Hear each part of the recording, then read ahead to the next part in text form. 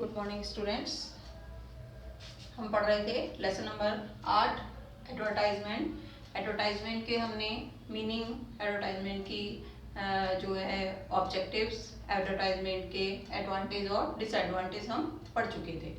आज हम पढ़ेंगे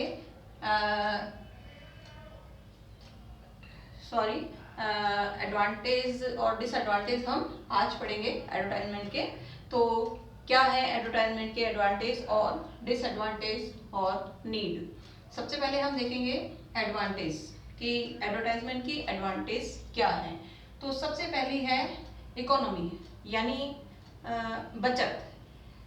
किस तरीके से एडवर्टाइजमेंट से बचत होती है कि जब कस्टमर किसी भी एडवर्टाइजमेंट को बार बार देखता है तो उसको अलग अलग कंपनी के प्रोडक्ट्स के प्राइस के बारे में, अलग अलग कंपनी की प्रोडक्ट्स की क्वालिटी के बारे में जानकारी हो जाती है और वो जब परचेजिंग करता है तो उसको मार्केट में बढ़िया क्वालिटी की वस्तुएं वो कम पैसों में परचेज कर सकता है। तो ये इसका पहला एडवांटेज है। सेकंड है क्लैरिटी। जैसे कोई भी कस्टमर अगर मार्केट जाता है और वो किसी भी चीज़ के बारे में कंफ्यूज है तो वो कंफ्यूजन उसका दूर हो जाता है, क्योंकि जब बार बार किसी भी चीज़ का हम एडवर्टाइजमेंट देखते हैं तो एडवर्टाइजमेंट देखते देखते हमें उस चीज़ के बारे में जो भी कंफ्यूजन होता है वो कंफ्यूजन बार बार देखने से हमारा सही हो जाता है और हम उसके बारे में जानने लग जाते हैं। इसके बाद है इंफॉर्मेशन। कोई भी कंपनी अपने किसी भी प्रोडक्ट की इंफॉर्मेशन अगर मार्केट तक पहुंचाना चाहती है तो उसके लिए सबसे बढ़िया जो माध्यम है वो है एडवर्टाइजमेंट।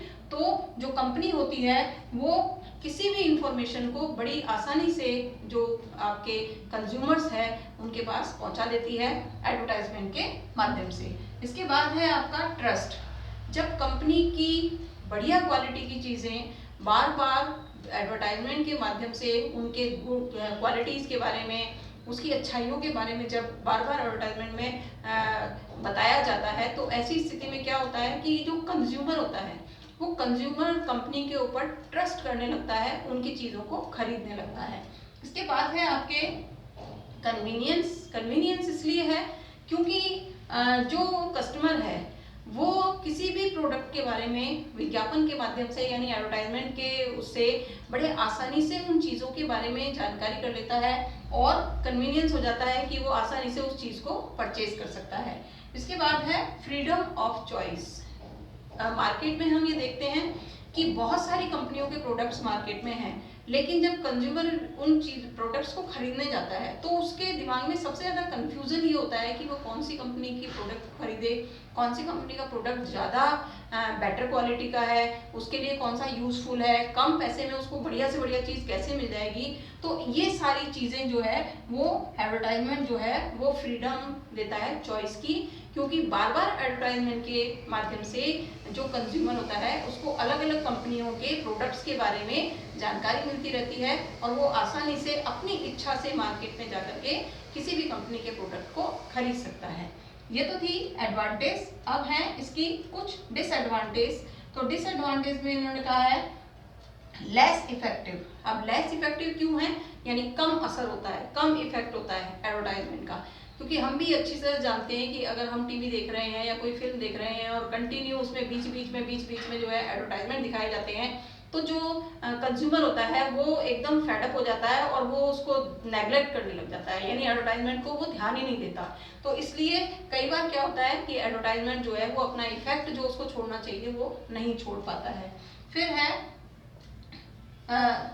डिसइफेक्ट सेल ऑर्गेनाइजेशन, यानी कई बार जो कंपनियां हैं या संस्थाएं हैं जो अपनी चीज़ों के बारे में एडवर्टाइजमेंट करती हैं तो वो कई बार उनके बारे में गलत सूचनाएं भी मार्केट एडवर्टाइजमेंट के माध्यम से दे देती हैं, जिससे कंज्यूमर जो है वो उन चीज़ों को खरीदता है और फिर उसके साथ धोखा होता है, यानी वो उसमें उतनी क्वालिटी नहीं होती जितनी क्वालिटी विज्ञापन में या एडवर्टाइजमेंट में बार बार बताई जाती है। इसके बाद है पुअर फीडबैक, यानी किसी भी प्रोडक्ट के बारे में जो फीडबैक होना चाहिए, यानी जो कस्टमर को मेन जानकारियां होनी चाहिए कि कस्टमर के पास जो एडवर्टाइजमेंट जा रहा है, कंपनी को ये पता ही नहीं चलता कि कस्टमर उस एडवर्टाइजमेंट को देख रहा है तो उसके ऊपर क्या इफेक्ट हो रहा है उस एडवर्टाइजमेंट का, इसलिए इसका जो फीडबैक है वो बहुत ही पुअर होता है। इसके बाद है लो क्वालिटी प्रोडक्ट्स। कई बार ऐसा होता है कि क्या एडवर्टाइजमेंट के माध्यम से चीज़ों को बहुत ही बढ़ा चढ़ा करके क्वालिटी के बारे में बता दिया जाता है, और जो कस्टमर होता है उस चीज़ को जब खरीदता है तो वो उतनी क्वालिटी नहीं पाई जाती जितनी कि उसमें एडवर्टाइजमेंट में दिखाई गई है। तो कई बार लो क्वालिटी प्रोडक्ट्स जो है उनकी भी बढ़ा चढ़ा करके विज्ञापन कर दिया जाता है। इसके बाद है लैक ऑफ फ्लेक्सिबिलिटी, यानी विज्ञापन जो एक बार बना दिया जाता है उसमें चेंजेस करना पॉसिबल नहीं होता है, क्योंकि कंपनियां खुद तो विज्ञापन बनाती नहीं है, एडवर्टाइजमेंट बनाती नहीं है, बल्कि वो मार्केट में जो एडवर्टाइजिंग एजेंसीज होती हैं उनसे अपनी कंपनी का एडवर्टाइजमेंट बनवाती हैं। तो जो एडवर्टाइजमेंट एक बार बन जाता है वो एडवर्टाइजमेंट ही बार बार जो है वो दिखाया जाता रहता है, उसमें चेंजेस करना जो है पॉसिबल नहीं होते। तो इसलिए इसमें जो अपने एडवर्टाइजमेंट है इसमें आपके फ्लेक्सिबिलिटी जो है वो नहीं होती। इसके बाद है सेलर्स मार्केट।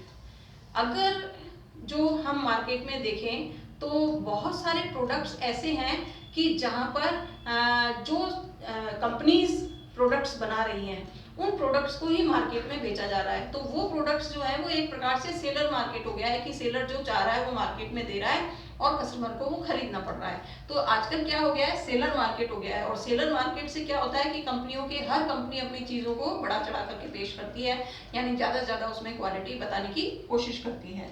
इसके बाद है products with inelastic demand. Inelastic demand का मतलब ये है कि जो डिमांड होती है ना उसमें चाहे कितना भी एडवर्टाइजमेंट कंपनी के द्वारा कर लिया जाए, वो जो डिमांड होती है उसमें बहुत ज़्यादा कम ज़्यादा नहीं होता, यानी बहुत ज़्यादा डिमांड बढ़ जाए या डिमांड कम हो जाए ऐसा पॉसिबल नहीं होता है। थोड़ी बहुत एडवर्टाइजमेंट करने से जो होता है थोड़ी बहुत डिमांड बढ़ सकती है, बाकी अगर कंपनी ये चाहे कि उसकी सेल जो है डबल हो जाए तो ये पॉसिबल नहीं है। इसके बाद आपके नेक्स्ट है advertisement against the interest tradition and feeling of general public. यानी कई बार जो होता है जो जनरल पब्लिक के हिसाब से जो चीज़ें सही हैं, जैसे हम ये कहते हैं कि कई एडवर्टाइजमेंट ऐसे होते हैं जो हम फैमिली के साथ बैठ करके देख भी नहीं पाते, तो ऐसे एडवर्टाइजमेंट भी जो होते हैं वो हमारे मीडिया पर या हमारे टेलीविज़न पर या हमारे मोबाइलों पर आते रहते हैं, जो एक समाज के ऊपर जो है वो गलत इफेक्ट डालते हैं। ये तो थी एडवांटेज और डिसएडवांटेज। इसके बाद है आपके नीड कि जो एडवर्टाइजमेंट है उसकी नीड क्यों है एक कंपनी के लिए। तो number 1 information about new products. Company किसी भी नए प्रोडक्ट को जब बनाती है तो उसको मार्केट में लॉन्च करने से पहले उसके बारे में जो इंफॉर्मेशन होती है वो एडवर्टाइजमेंट के माध्यम से ही जो आपके कंज्यूमर हैं उन तक पहुंचा सकती है। तो ये कंपनी की एक नीड है, आवश्यकता है कि जब भी वो कोई नया प्रोडक्ट लॉन्च कर रही है मार्केट में तो उसके बारे में वो उस इंफॉर्मेशन के बारे में वो मार्केट में एडवर्टाइजमेंट करे। इसके बाद है information about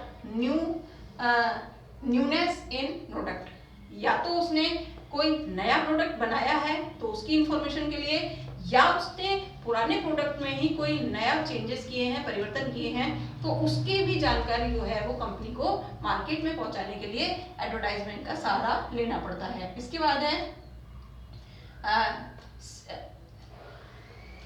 secrets of new customer, search of new customer. New customer को सर्च करने के लिए, अब जैसे कोई भी कस्टमर जो है वो उस कंपनी का प्रोडक्ट नहीं खरीदता, लेकिन जब बार बार वो उस कंपनी के प्रोडक्ट्स का विज्ञापन देखता है तो एक बार उसके मन में ये इच्छा हो जाती है कि मैं उस प्रोडक्ट को खरीदूं। तो ये जो एडवर्टाइजमेंट है ये सर्च करता है न्यू कस्टमर्स की, यानी नए कस्टमर जो है वो कंपनी की चीज़ को परचेज करें। इसके बाद है correct information about the product, यानी कंपनी अगर ये चाहती है कि उसके जो प्रोडक्ट्स हैं उनकी बिल्कुल सही जानकारी मार्केट तक पहुंचे, कस्टमर्स तक पहुंचे, तो कंपनी उस काम के लिए एडवर्टाइजमेंट का सहारा लेती है, जिससे कि एडवर्टाइजमेंट के माध्यम से जो कंपनी है उसके प्रोडक्ट्स की बिल्कुल सही जानकारी जो है कस्टमर तक पहुंचे। इसके बाद हेल्प टू द सेलर्स, जो आपके एडवर्टाइजमेंट होता है वो सेलर को उनके कंपनी के प्रोडक्ट्स को बेचने में हेल्प करता है, क्योंकि जो कस्टमर खरीदने के लिए उस चीज़ को आता है, उस कस्टमर के द्वारा वो जो प्रोडक्ट है उसके बारे में एडवर्टाइजमेंट में बार बार उस चीज़ को देख लिया जाता है और समझ लिया जाता है कि वो प्रोडक्ट क्या है। तो जो एडवर्टाइजमेंट है वो सेल करने के लिए सेलर्स को हेल्प करता है। लास्ट है आपके information about changes in price. अगर कंपनी अपने प्रोडक्ट्स के प्राइस में कोई परिवर्तन चेंज करना चाहती है तो वो आसानी से एडवर्टाइजमेंट के माध्यम से कस्टमर्स को बता सकती है कि उसकी जो कंपनी है उसने जो उसके प्रोडक्ट्स हैं उनकी सेल प्राइस में जो भी परिवर्तन किए हैं, चेंजेस किए हैं, वो मार्केट में कस्टमर तक पहुंचाए जा सकते हैं एडवर्टाइजमेंट के माध्यम से। तो ये तो था एडवर्टाइजमेंट की एडवांटेज, डिसएडवांटेज और एडवर्टाइजमेंट की नीड्स। इसके आगे के टॉपिक हम अगली क्लास में पढ़ेंगे।